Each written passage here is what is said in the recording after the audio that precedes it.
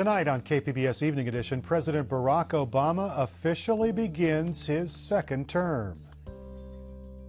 I, Barack Hussein Obama, do solemnly swear that I will faithfully execute the office of President of the United States the office of President of the United States and will, to the best of my ability, preserve, protect, and defend the Constitution of the United States. The Constitution of the United States. So help you God. So help me God. Congratulations, Mr. President. Well done. We'll hear from San Diegans who attended the inauguration ceremony. And reaction to President Obama's inaugural address from two of San Diego's political party leaders. Then, it's easier to remember what you post on Facebook than passages from books or even faces. We'll tell you why certain things stick while others fade from memory. And we'll find out why the city hasn't repaid the downtown San Diego homeowners who were overcharged on their property taxes. KPBS Evening Edition starts now.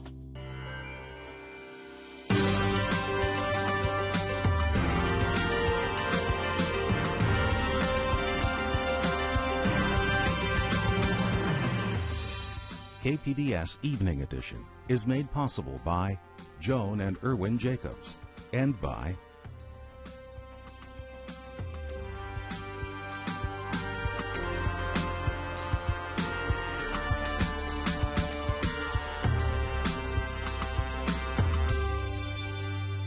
We, the people, still believe that our obligations as Americans are not just to ourselves, but to all posterity. Good evening. Thanks for joining us. I'm Eric Anderson, filling in for Dwayne Brown. President Barack Obama's inauguration address included an historic first. He called for equal rights for gays and lesbians, and Obama said that the United States will maintain its economic vitality by leading the way in a fight against climate change. We will respond to the threat of climate change, knowing that the failure to do so would betray our children and future generations.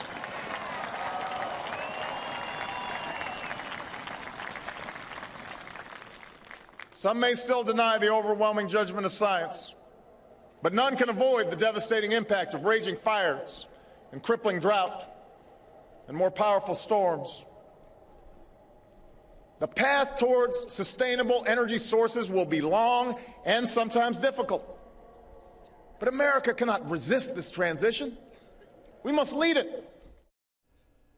Hundreds of thousands of people attended the inauguration ceremony. San Diegan Brian Johnson was there, just as he was for Obama's first inauguration. When you do these large civic events like this, it really sort of connects you to everybody and all the other citizens that are there with you, and you don't feel like you're so isolated or out there on your own. We really are all in this together. Much of the attention today was at the nation's capital, but all politics is local. Amitha Sharma checks in with leaders from San Diego's Republican and Democratic parties. On the day of President Barack Obama's second inauguration, we're joined by political thought leaders. Ron Nearing is the vice chairman of the San Diego County Republican Party, and Francine Busby is the newly appointed chairwoman of the Democratic Party. Before we start, I want to focus a little bit on President Barack Obama's inaugural speech today. He said that we as a people need to respond to the threat of climate change. He also said our journey isn't complete until our gay brothers and sisters have the same protections under the law. Are these two issues you see the Republican Party changing its position on? I think that the speech today by President Obama was probably the most liberal of his presidency so far. I think that what was most noteworthy in citing a variety of these issues is, number one, not enough of an emphasis on the economy, and number two, the fact that these are issues which partially are being addressed in the courts, and that at the same time President Obama was reelected, a Republican House of Representatives was elected as well. So I'm a little concerned that the spirit of bipartisanship that is so needed right now wasn't really served by the speech that we saw today. Very quickly, though, what about climate change and gay rights? Are these two issues that you think the Republicans might compromise on, might move I think there's a diversity of opinion within the Republican Party on the issue of marriage, for example. Carl DeMaio, who was our candidate, Republican nominee for mayor, strongly supported. He believes in the marriage should be permitted between two men, two women, traditional marriage, etc. On the issue of climate change, I think that what's at issue here is whether or not we're going to pursue rational, sound science policies that make sense for both our economy as well as recognizing the challenges that we face here locally. As in California, we tried a failed approach on this issue as well. So we'll see. And Francine, what stood out in the president's speech for you today? You know, the president's speech to me was just a huge reaffirmation, an echo back of the last election. He was elected by a diverse voter electorate. He was elected because his message of we all have personal responsibility, but when we work together, all of our lives are better. We improve the quality of life for everyone. And I think it was a perfect message for San Diego. Hitting that climate change was just right on target because we have economic issues, we have environmental issues and social issues all tied into that the Democrats have been very supportive of. Ron, the California Democrat or Republican Party took a real drubbing in the elections in November. Here in San Diego, at the city level, at the county level, and at the congressional level, what is the local party going to do to reinvigorate itself? Well, I think the Democrats clearly had a great election cycle in 2012, just as we had a great election cycle in 2010. Politics is cyclical, but clearly Republicans have a challenge that we have to face. We have to build relationships. Our candidates have to build relationships in the communities that have not historically been supporting Republicans. Our candidates have to have positive, forward-looking responses to the issues that they care about, not just on the economy, but on issues of health care and immigration as well. I think we're going to see Republican candidates talking about how Republicans want to see a guest worker program that will restoration of that guest worker program. The Democrats have not been in favor of a guest worker program because their labor union allies won't let them be in support of that. We can support increasing the number of H-1B visas, letting students who've come here to get an education stay here, put their talents to work here, and the like. There are many solutions on the issue of immigration that Republicans are going to be strongly in favor of. And how far do you expect that to go in wooing Latinos to the party? I think that it's critically important that Republicans make clear that immigration is not only a law enforcement issue, it's also a family issue, a social issue, and an economic issue. And Francine, how do you stop the Democratic Party, which had a huge win in November, from being complacent? Oh my goodness, we're anything but complacent. This is the first time we've had so many Democrats in elected office, and we're eager to put our policies into place because people voted for Democrats. They voted for Democrats to move forward on transit, to move forward on green energy, on renewable renewable energy. They voted for Democrats because we respect and support justice and equality for women, for the LGBT community, for Latinos. We support reasonable immigration reform.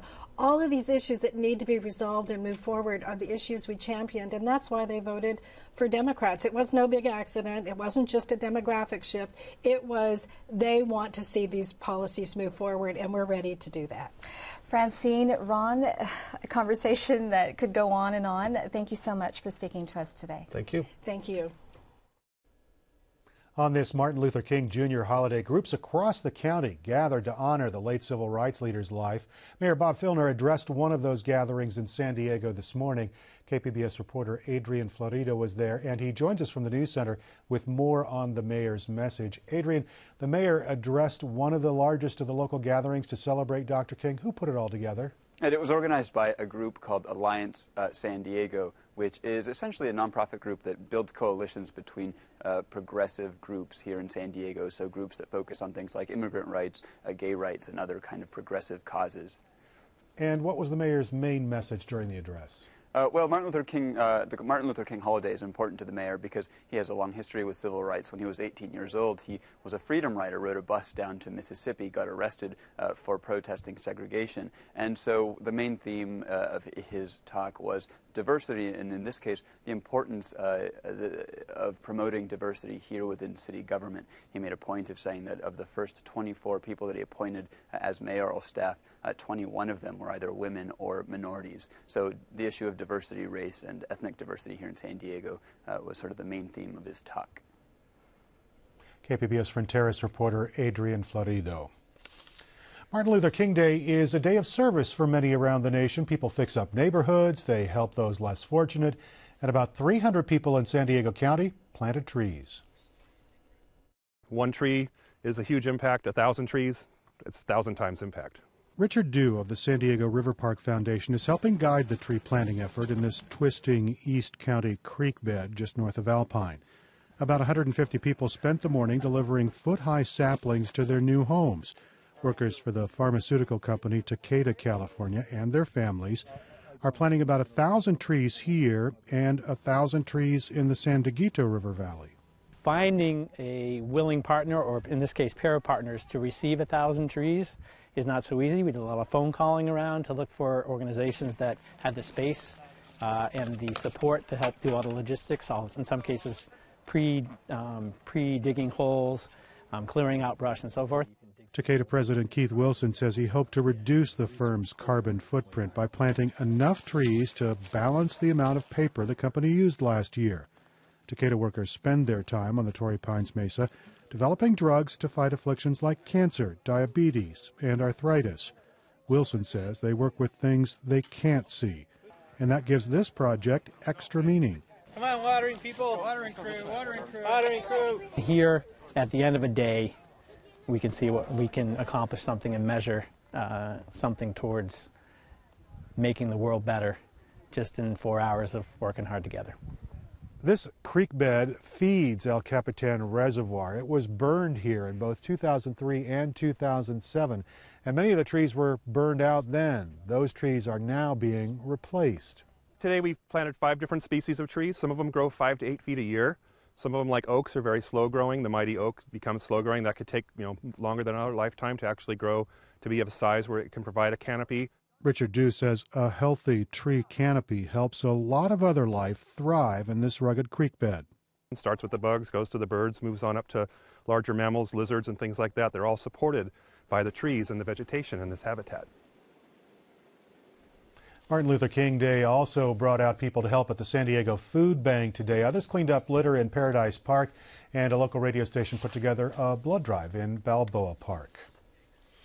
The death of a California condor is being linked to lead poisoning. Biologists say that a bird found Monday in Zion National Park had been foraging on a bullet-riddled game carcass. Now the body is coming to San Diego for testing.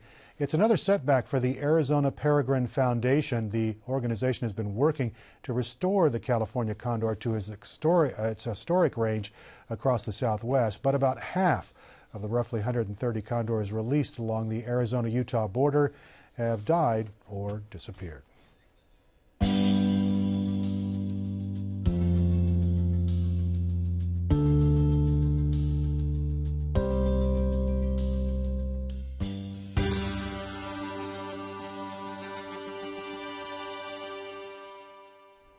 The city of San Diego owes hundreds of thousands of dollars to people who live downtown. That's because the city overcharged them on their taxes. And while city officials acknowledge these overcharges take place, they haven't yet repaid anybody. KPBS reporter Claire Tregeser has more. In June 2009, Kathy Casey found something fishy on her property tax bill. It looked like she was overcharged for her downtown San Diego condo. Her neighbors found that part of their property taxes also looked too big. So Casey did a little investigating. I looked at the assessments for this building and found out that they were incorrect. 38 of the 54 properties had been overcharged. Another neighbor at Parkview also found out hers were incorrect. And further checking, we found out that all of the condominiums in the city that were built before 2005 had incorrect assessments. City of San Diego officials agree people have been overcharged, but they haven't yet refunded anybody. It's been 3.5 years, and to date, nobody's been paid back a cent.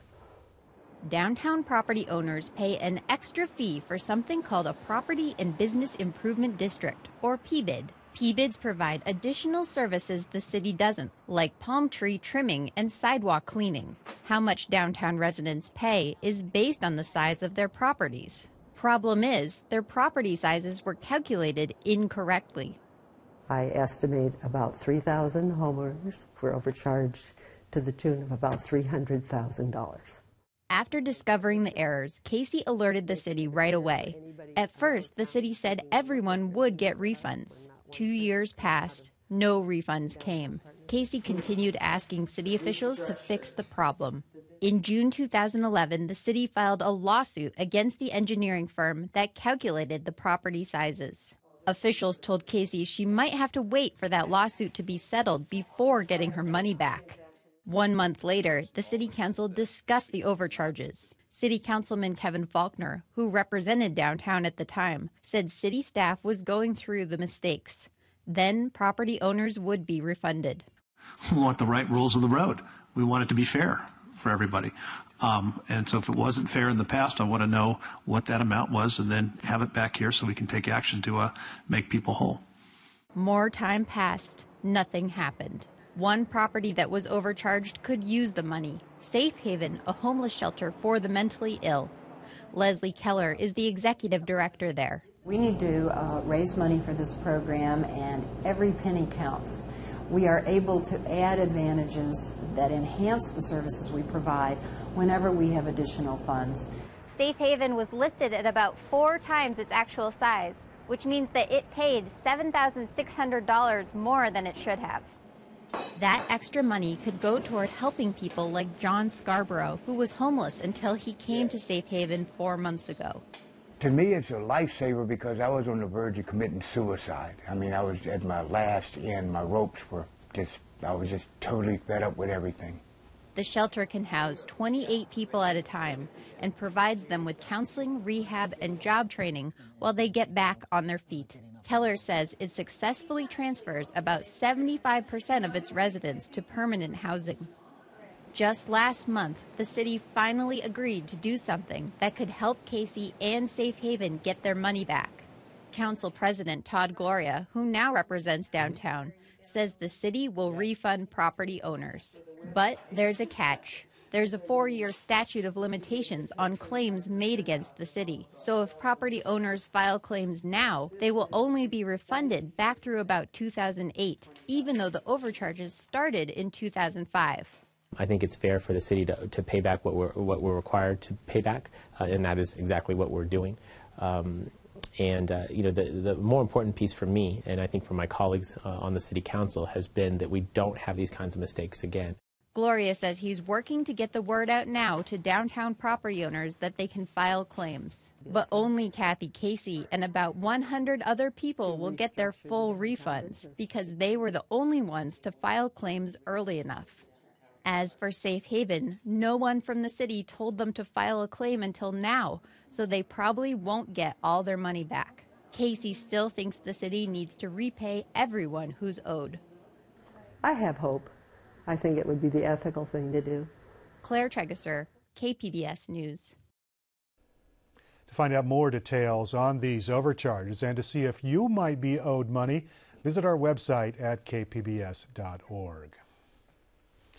San Diego road crews have scrubbed out a brightly painted bike lane on a busy road near San Diego State University. They did it after realizing the lane made a nearby intersection no safer and possibly more dangerous. KPBS reporter Tom Fudge joins me to explain why the bike lane was removed. Tom, where exactly is it located? Well, this bike lane was on Montezuma Road. That's a common route leading to the SDSU campus, but its mile-a-minute car traffic is very dangerous to people on bikes. Most notorious may be the corner of Colwood, where cyclists on Montezuma have to cross a fast line of right-turning cars. Last fall, the city painted a diagonal neon green bike lane to show the bikes where they should cross through that right-turning traffic, thinking that this would alert motorists and make cyclists safer. But now that bike lane has been painted over, and the reason for this is traffic engineers thought this gave bikers a false sense of security. A city spokesman told me they were afraid that motorists were not slowing down and not deferring to bikes.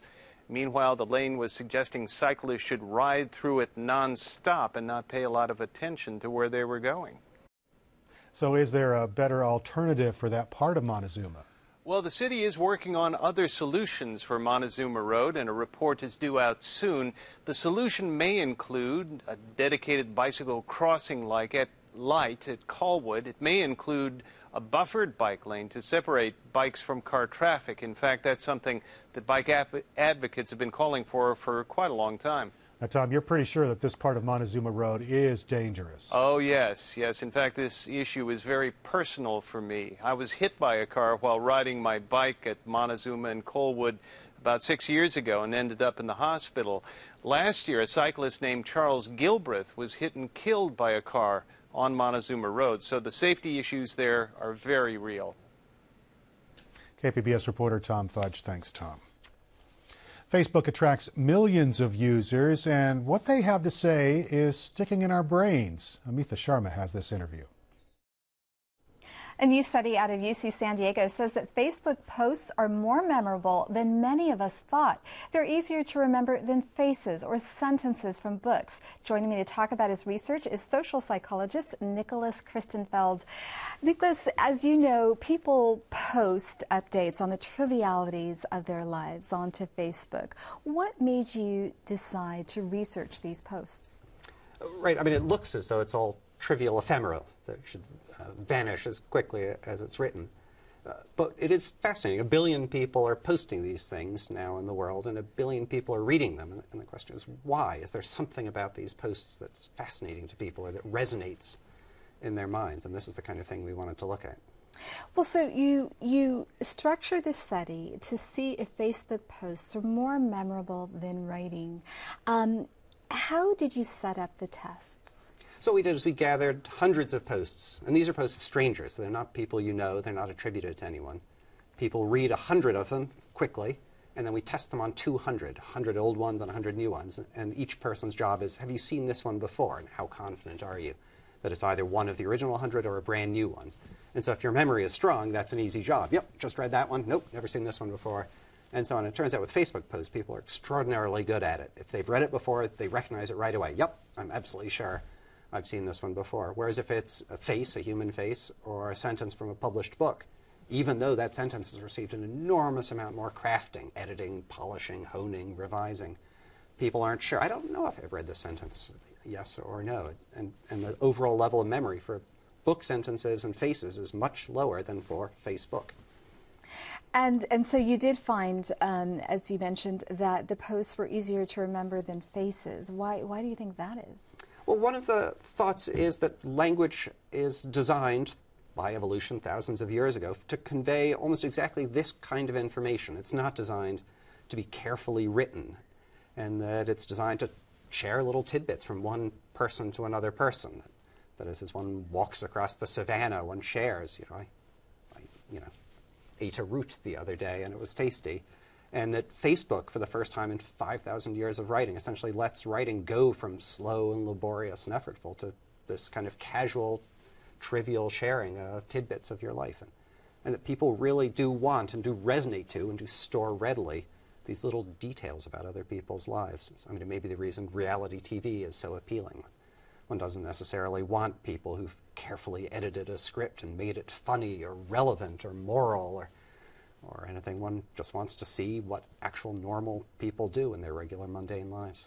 Now, you weren't quite satisfied with the results, though. You did further studies on using CNN stories. What did you learn there? Well, one's always concerned that there's some other more superficial explanation. Is it that Facebook posts are written with weird orthography? People write woot, exclamation point, exclamation point, exclamation point, and that's what makes it memorable.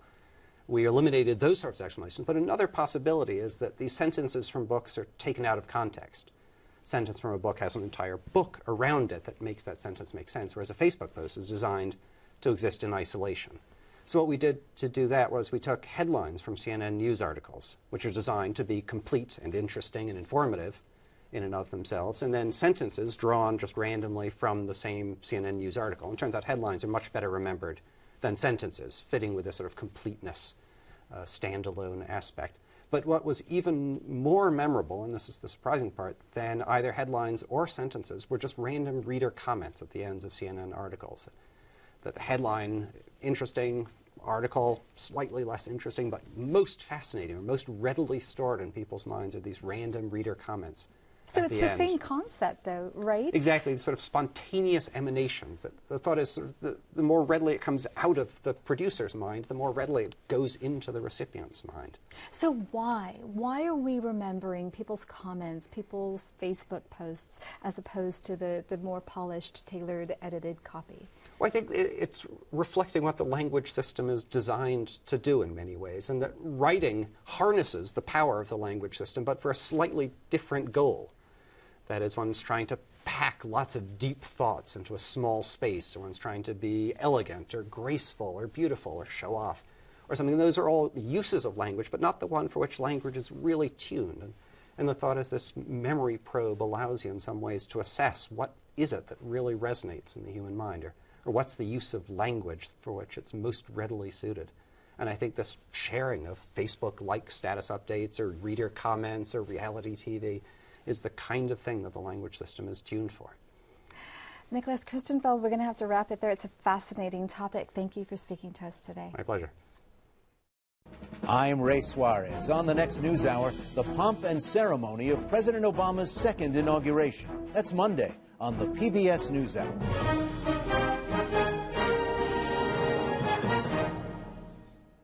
More of the same warm weather is predicted for San Diego through Thursday. Sun along the coast, temperatures in the mid-70s. Same for the inland valleys with highs expected in the 80s. A bit cooler in the mountains, mostly sunny, temperatures in the 50s, and sun and clouds in the desert with a high of 81 on Thursday.